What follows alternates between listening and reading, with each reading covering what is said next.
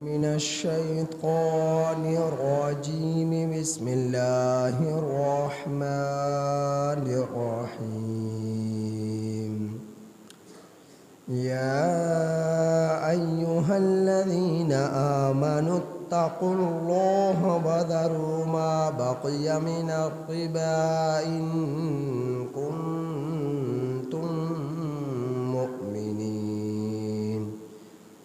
فإن لم تفعلوا فأذنوا بحرب من الله ورسوله، وإن تبتم فلكم رؤوس أموالكم لا تظلمون ولا تظلمون.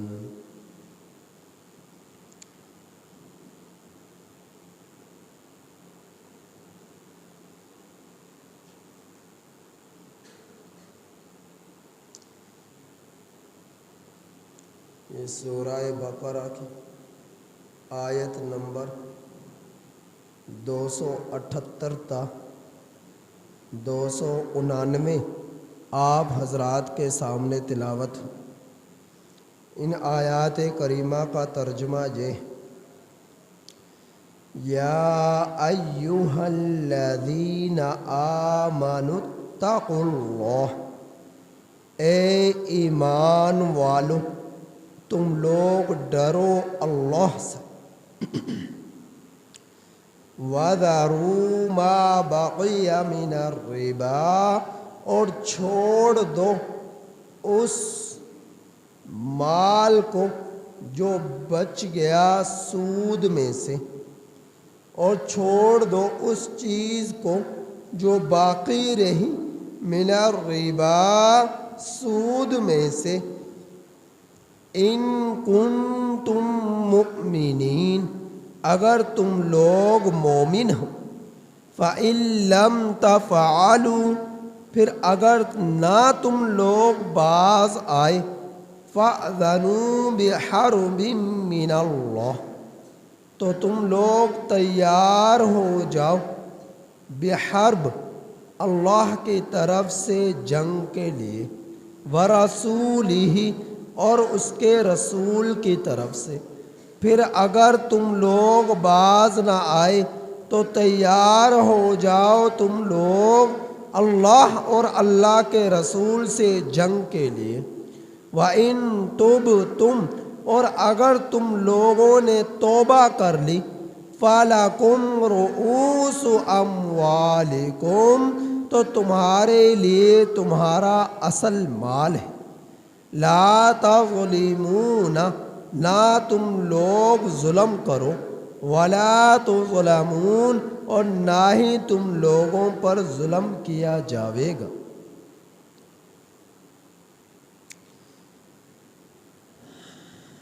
مکہ المکرمہ کے اندر دو قبیلے ایسے تھے جن کے اندر سودی کاروبار بہت ہی زیادہ عروج پر تھا. مکہ المکرمہ میں دو قبیلے ایسے تھے کہ جن کا سودی کاروبار بہت ہی زیادہ عروج پر تھا. ایک قبیلہ بنو ثقیف اور دوسرا قبیلہ بنو مخزوم. اسلام کے غلبے کے ساتھ، اسلام کے دن بہ دن پھیلاؤ کے ساتھ قبیلہ بنو مخزوم متاثر ہوئے بغیر نہ رہ سکے، اور قبیلہ بنو مخزوم جو ہے وہ مسلمان ہو گیا. اور قبیلہ بنو ثقیف یہ مسلمان تو نہیں ہوا تھا، اس کی مصالحت ہو گئی مسلمانوں سے، یعنی ان کی صلح ہو گئی مسلمانوں سے، لیکن یہ لوگ مسلمان نہیں ہوئے تھے. اور قبیلہ بنو مخزوم یہ مسلمان ہو چکا تھا، اور اسلام سے پہلے ان کا سودی لین دین کے معاملات بہت ہی زیادہ عروج پر تھے. پھر ہوا کیا جب یہ مسلمان ہو گئے تو قبیلہ بنو ثقیف نے قبیلہ بنو مخزوم سے کے لوگوں سے مطالبہ شروع کیا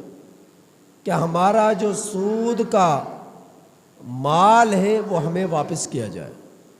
سود کی بقیہ رقم ہے وہ ہم لوگوں کو واپس کی جائے۔ قبیلہ بنو مخزوم کے لوگ کہنے لگے کہ ہم لوگ مسلمان ہو چکے اور اسلام کے اندر سودی معاملہ کاروبار یہ حرام ہے، گناہ کبیرہ ہے، تو ہم لوگ مسلمان ہو جانے کے بعد اب اس معاملے کو نہیں کر سکتے، آپ کی بقیہ رقم جو سود کی ہے وہ ہم نہیں دے سکتے، ہم چونکہ مسلمان ہو چکے۔ تو انہوں نے مطالبہ شروع کیا، ادھر سے بنو مخزوم نے انکار کرنا شروع کیا۔ تو جب انہوں نے انکار کرنا شروع کیا تو بات نبی کریم صلی اللہ علیہ وسلم تک پہنچی۔ اس وقت مکہ کے امیر حضرت معاذ رضی اللہ تعالی عنہ تھے یا کوئی اور صحابی تھے۔ تو انہوں نے یہ پیغام ان دونوں کا نبی کریم صلی اللہ علیہ وسلم تک پہنچایا۔ مکہ المکرمہ اس وقت فتح ہو چکا تھا، تو فتح مکہ کے بعد نبی کریم صلی اللہ علیہ وسلم نے جب خطبہ حجۃ الوداع دیا تو اس میں کھول کر پوری طرح بات کو واضح کیا اور فرمایا کہ سود کے لین دین کے معاملات جو ہیں یہ کسی خاص بستی یا خاص گروہ یا خاص علاقے یا خاص شہر کے لیے نہیں ہے، بلکہ یہ سودی کاروبار لین دین کے معاملات سے بچنا اس میں پوری انسانیت کی بقا ہے، پوری انسانیت کے مصالح اس میں چھپے ہوئے ہیں، ہر ایک کا اس میں فائدہ ہی فائدہ ہے، لہذا ہر ایک کو کے فائدے کو مد نظر رکھتے ہوئے چاہے مسلم ہو یا غیر مسلم ہو، چاہے کافر ہو چاہے مسلمان ہو، ہر ایک کا ہر ایک کے لیے مصلحت یہی ہے کہ وہ اس سودی معاملے سودی کاروبار کو چھوڑ دے۔ اگر یہ نہیں کیا نہیں چھوڑا تو اس میں پوری انسانیت کی تباہی ہے۔ تو آج کے بعد جو ہے جو بھی جس کسی کے بھی لین دین کے معاملات ہیں سودی، وہ سب کے سب جو ہے چھوڑ دے اور کسی سے کسی بھی طرح کے رقم نہ لے، کسی کو لینا ہے تو وہ چھوڑ دے، کسی کو دینا ہے تو وہ دینا چھوڑ دے۔ تو اس وقت سب سے بھاری رقم اس وقت غیر مسلموں کے ذمے جو تھی سود کی، وہ نبی کریم صلی اللہ علیہ وسلم کے چچا حضرت عباس بن عبد المطلب رضی اللہ تعالی عنہ کی تھی۔ تو انہوں نے اسی وقت اپنی ساری کی ساری رقم جو سود کی تھی غیر مسلموں کے ذمے وہ ساری کی ساری چھوڑ دی اور کہا کہ میں یہ رقم نہیں لیتا۔ تو آپ صلی اللہ علیہ وسلم نے کھول کر سود کے احکامات نازل کیے، وعیدات نازل کی، تو اس انداز سے سود کے بقیہ رقم جو ہے اس کے معاملات جو ہے اس کو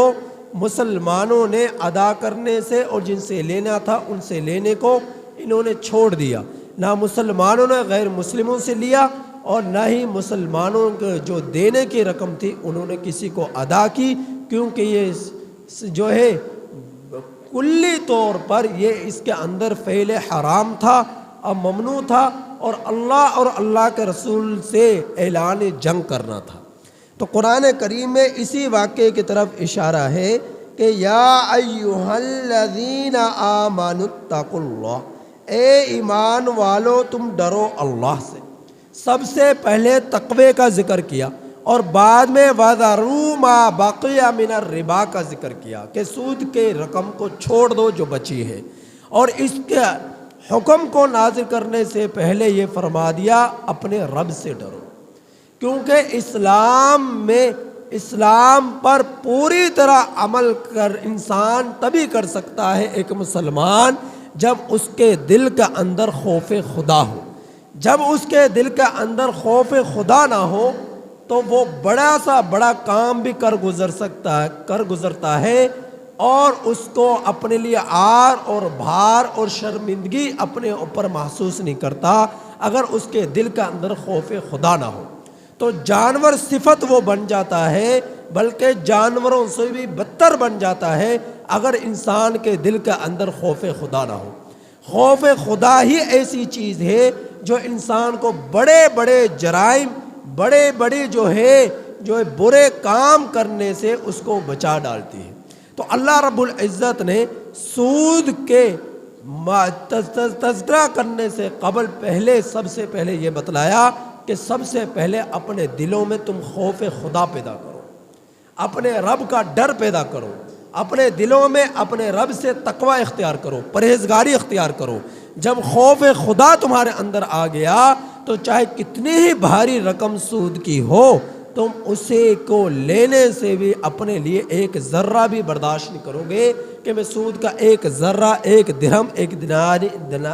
دینار یا ایک روپیہ پیسہ ہی میں لے لوں۔ کہ اس کے دل کے اندر جب خوف خدا ہوگا تو چھوٹی سے چھوٹی رقم، ایک درہم، دینار یا ایک روپیہ پیسہ یا بڑی سی بڑی رقم، چاہے کروڑوں اربوں خربوں کی صورت میں ہو، اس کو لینے سے بھی اپنے آپ کو وہ بچا کر رکھے گا، کیونکہ اس کے دل کا اندر خوف خدا آ گیا اور اسے یقین ہے سود کا مال عارضی طور پر بڑھا ہوا نظر تو آتا ہے، لیکن حقیقت میں یہ کم ہوتا ہے، بڑھتا نہیں۔ تو اللہ رب العزت نے حرام کی کمائی میں برکت نہیں رکھی، سکون نہیں رکھا اور اس میں فراوانی نہیں رکھے۔ حرام کی کمائی میں بے برکتی ہے، بے سکونی ہے، اور اس کے اندر حقیقت یہ ہے کہ کمی ہے۔ چاہے اسے ظاہری طور پر وہ مال بڑا ہوا نظر آئے، اسے پتہ ہی نہیں چلے گا کہ کروڑوں کا مال آیا اور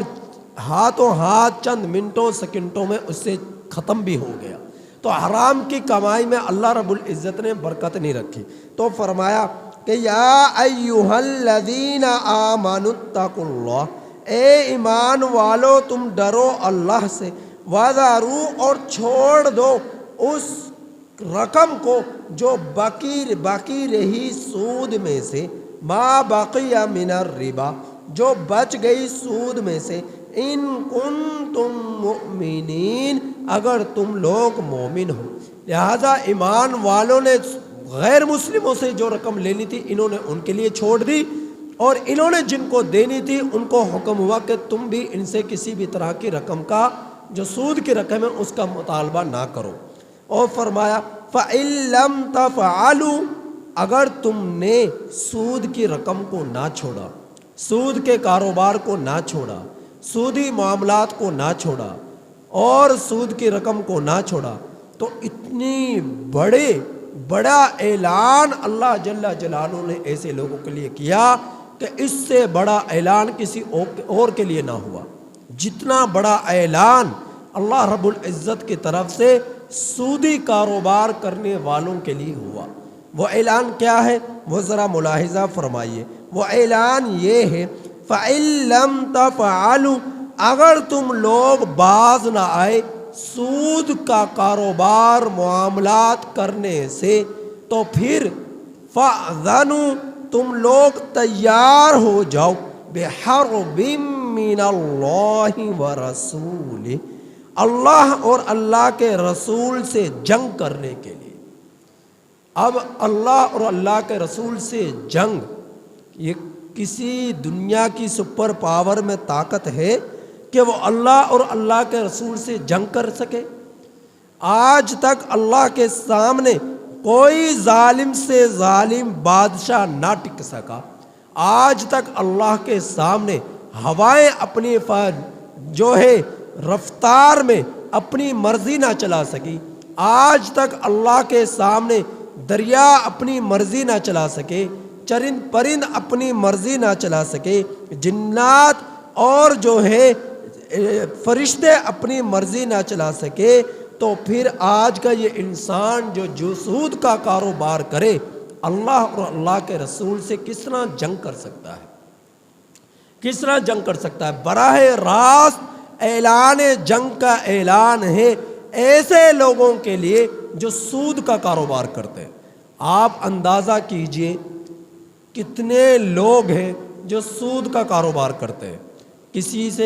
کوئی سود کا مال لے رہا تو کوئی سود کا مال دے رہا، تو اتنے معاملات کہ کوئی سود کا معاملہ کروا رہا، کوئی دے رہا تو کوئی لے رہا، کوئی سود کا کاروبار کروا رہا، تو تینوں کو تینوں مجرم ہے، چاہے وہ سود کا کاروبار کرنے والا ہو، چاہے وہ سود کا مال لینے والا ہو، چاہے سود کا معاملہ کروانے والا ہو۔ جو جن لوگوں کا اس سود کے معاملے میں کردار ہوگا کسی بھی طرح کا، سب کے سب اس گرفت میں آئیں گے، گویا کہ وہ اپنے رب کے سامنے اپنے رب کے اعلان جنگ کو قبول کر رہے ہیں۔ جو لوگ سود کے کاروبار کرنے سے باز نہیں آ رہے، پہلے اللہ تعالیٰ نے اس کی وعیدات اس کے بارے میں بتلایا کہ سود کا مال تمہیں جو بڑا ہوا نظر آ رہا حقیقت میں وہ کم ہے، صدقہ کا مال تم جو کر دیتے ہو اللہ کے راستے میں خرچ، یہ تمہیں بظاہر کم نظر آتا ہے، حقیقت میں یہ بڑھ جاتا ہے صدقات کا مال۔ یمحق اللہ الربا ویربی الصدقات، کہ اللہ تعالیٰ سود کو مٹاتا ہے، صدقات کو بڑھاتا ہے۔ صدقات سے اسی طرح بڑھتا ہے کہ مال میں برکت آ جاتی ہے، کم مال میں زیادہ ضروریات پوری ہو جاتی ہیں اور سکون زندگیوں میں لوٹ آتا ہے۔ اور سود چونکہ اس کا تعلق سراسر جو ہے حرام حرمت سے ہے، تو اور حرام کردہ چیز میں کبھی برکت نہیں ہوتی، چاہے اس کو بظاہر کتنا ہی انسان بڑا سمجھے، اس کی میں زیادتی سمجھے، لیکن حقیقت یہ ہے کہ وہ کم ہی ہوتا ہے، وہ زیادہ نہیں ہوتا جو بظاہر اسے زیادہ نظر آ رہا ہے۔ تو اللہ رب العزت نے پہلے اس کے بارے میں بتلایا کہ یہ اس کے نقصانات ہیں، اور پھر آخر میں فرمایا اگر یہ اتنے ضدی ہیں کہ باز نہیں آتے سود سے، تو پھر یہ یاد رکھیں کہ پھر ان کے ساتھ میرا اعلان جنگ ہے۔ اگر یہ سود کے کاروبار سے باز نہیں آتے، العیاذ باللہ، اللہ تعالی ہم میں سے ہر ایک کی حفاظت فرمائے سود کے کاروبار اور معاملات سے، کہ کتنا بڑا اعلان کیا پوری کائنات کے رب نے اعلان جنگ کا، تو انسان کیا اتنا پتھر دل ہو گیا، سنگ دل ہو گیا کہ وہ اپنی ذاتی دنیاوی عارضی زندگی میں چند خواہشات کو پورا کرنے کے لیے اپنے رب اور رسول سے ٹکر لے لے، اپنے رب اور رسول کے سامنے سینہ تان کر کھڑا ہو جائے اور سود کے کاروبار کو نہ چھوڑے۔ اس شخص سے بڑھ کر ظالم و فاسق و فاجر کون شخص ہوگا؟ تو میں نے جس طرح بتلایا، اگر کوئی شخص سود کا کاروبار اپنے لیے حلال سمجھتے ہوئے کرے کہ یہ حلال ہے، تو ایسا شخص دائرہ اسلام سے خارج ہو جاتا ہے، اسلام سے ہی ہاتھ دھو بیٹھتا ہے۔ اب اس کے دل میں ذرا بھر بھی ایمان نہیں ہے۔ اگر یہ مسلمان تھا تو یہ کافر ہو گیا، مرتد ہو گیا، اور مرتد جو ہے اس کی سزائے موت ہے، اس شرعی سزا مرتد کی سزائے موت ہے۔ گویا کہ اس نے اللہ کے کلام کی ایک آیت کے حکم کا انکار کر دیا، تو مرتد کی سزائے موت ہے۔ اس کی جو رقم ہوگی وہ اس کے ورثاء میں تقسیم ہوگی، اور اگر کافر ہے تو کفر اختیار کرتے ہوئے سود کا کاروبار کرتا ہے، مسلمانوں سے اس کی کوئی مصالحت نہیں ہے، صلح نہیں ہے، تو اگر اس کا جو مال چھوڑا تو اس کا مال جو ہے بیت المال کے اندر جمع ہوگا، چاہے کتنا ہی سود کا مال کیوں نہ ہو، رقم کیوں نہ ہو۔ اور اگر مرتد ہے تو اس کا مال ورثاء میں تقسیم ہوگا اور اس کو سزائے موت دی جائے گی۔ اور اگر یہ شخص جو ہے مرتد نہیں ہوا بلکہ سود کو اپنے اوپر حرام سمجھتا ہے، لیکن حرام سمجھتے ہوئے سود کا کاروبار کرتا ہے، تو اس کے لیے یہ رقم بھی لینا حلال نہیں ہے۔ اگر لے لیتا ہے گویا کہ یہ حرام کی کمائی کا حصول کر رہا، اور حرام کی کمائی کا حصول کر رہا جبکہ اس کو حرام سمجھتا ہے، تو یہ گناہ کبیرہ کے اندر مرتکب ہوا، بڑے گناہ کا مرتکب ہوا۔ تو اللہ رب العزت نے فرمایا اگر تم لوگ سود کا اب سے پہلے کاروبار کر رہے تھے، معاملہ کر رہے تھے، اور اگر تمہارے اندر خوف خدا پیدا ہو گیا، اچانک تم نے ارادہ کر لیا، توبہ کر لی کہ اے اللہ آج کے بعد کبھی سود کا کاروبار نہیں کروں گا، صدقے دل سے توبہ کر لی، وَإِن تُبْتُمْ اور اگر تم لوگ توبہ کر لو، فَلَكُمْ رُؤُوسُ أَمْوَالِكُمْ تو تمہارے لیے تمہارا اصل مال ہے۔ اصل مال کیا؟ یعنی جتنی رقم ان کی تھی جو اس نے صرف کی، خرچ کی، وہ تو اس کا اپنا اس کا تو وہ حقدار رہے گا، لیکن اس اصل رقم سے جو زیادہ رقم ہے، جو سود کی رقم ہے، اس کا وہ حقدار نہیں ہوگا، تو اصل رقم اسے ملے گی۔ اور اگر زیادہ رقم جو سود کی بنتی ہے وہ اس کو نہیں ملے گی، اگر وہ لے گا تو یہ خود بھی گناہ گار، جو دینے والا ہے وہ بھی گناہ گار، دونوں کو دونوں گناہ گار۔ تو اللہ تعالیٰ فرما رہے لا تظلمون ولا تظلمون، نہ تم خود کسی پر ظلم کرو نہ ہی کوئی تم پر ظلم کرے، یعنی تم سود کی رقم لے کر کسی اور پر ظلم نہ کرو، اور تمہاری اصل رقم جو ہے اس کو کوئی اور لے کر وہ تم پر ظلم نہ کرے، تمہیں تمہاری اصل رقم ملے گی اور تم کسی پر اصل رقم سے جو زیادہ رقم سود کی بنتی ہے وہ لے کر کسی اور پر ظلم نہ کرو۔ تو اللہ تعالیٰ نے یہ قانون بتلا دیا کہ نہ جو کاروبار کرنے والا ہے نہ اس پر ظلم ہو اور نہ ہی وہ کسی پر ظلم کرے۔ تو اللہ جل جلالہ نے اس شخص کی بھی حفاظت کی جو کاروبار کرنے والا ہے، اور اللہ تعالیٰ نے اس شخص کی بھی حفاظت کی جو اس کاروبار کرنے والے سے کوئی اپنے نفع کے لیے کوئی چیز خرید رہا ہے، کوئی چیز لے رہا ہے، تو دونوں کو بچایا اللہ نے اپنی گرفت سے اور دنیاوی نقصانات اور خرافات سے، حادثات سے، کہ لوگ نہ تو کاروبار کرنے والا ظلم کرے نہ ہی کاروبار کرنے والے پر ظلم کیا جائے۔ تو اصل رقم اس کاروبار کرنے والے کو